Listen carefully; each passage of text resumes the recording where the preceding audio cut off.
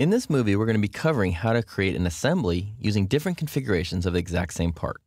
In this case here, I've opened up 16.4-1, which is the same part from the last series of movies, which is 16.3.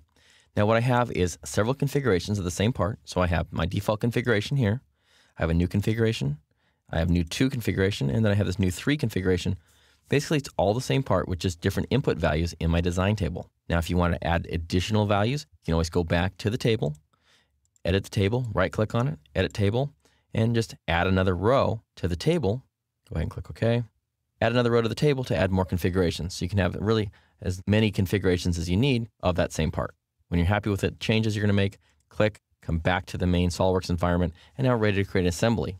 Now, go up to File, Make Assembly from Part, brand new assembly here. And first things first, I'm going to bring in that first part, click OK, and here's my assembly. Now, first thing, before I do anything else, is go ahead and click on Save.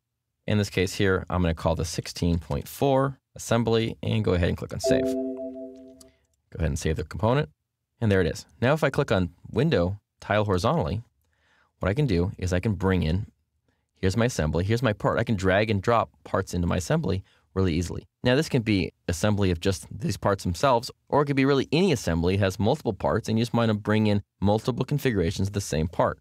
Well, what I can do over here is, in my original part, I can click on the different versions of it. Then as I bring that into the original assembly, it just brings in a different configuration of the same part. Same thing, click on New.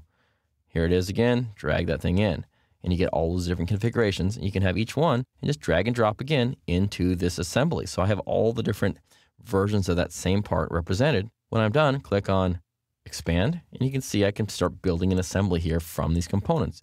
They all look very different, but really they're the same part. And if you look over here, you can see they're all 16.4-1, and you have the different versions of it, and you can see which configurations, stuff like that, you'll be using. New 3, default, and new 2. And so it tells you which version of that part you're using. If you want to flip from one to the other, what you can do is click on any one of the components. And if you come up here to the very end, which is called Component Properties, it allows you to choose a different version. Just simply pick the version, click OK, and that part automatically changes to the different version. Again, click on there, come down to the Component Properties, click on Default, click OK, and that part automatically changes. So it's a really great way. If you have multiple configurations of the same part, you can bring one into the design. If the design evolves, you need a different length. A great example is maybe using a bolt that has different lengths. Maybe it's got a 1 inch, or 1.5 inches, and a 2 inch, and you're working through the design changes, the parts get thicker, you need to change to a different length. Just as easy, choose the part, click on the part, come down to Component Properties, pick a different length, and away you go. Really quick way to create complex assemblies using the design tables and part configurations.